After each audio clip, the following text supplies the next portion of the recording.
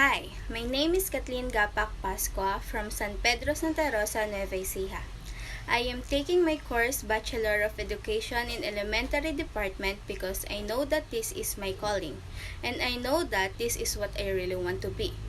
In our family, we have a lot of teachers, that's why I want to be like them, and I want to continue what they started.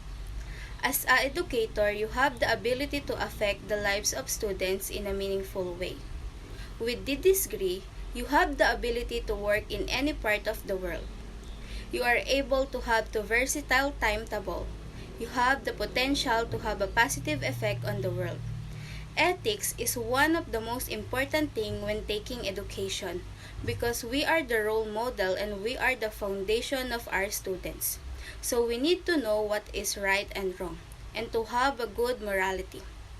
Ethical is important to us educators because this leads us to tell the truth, keep our promises, and assist those who are in need.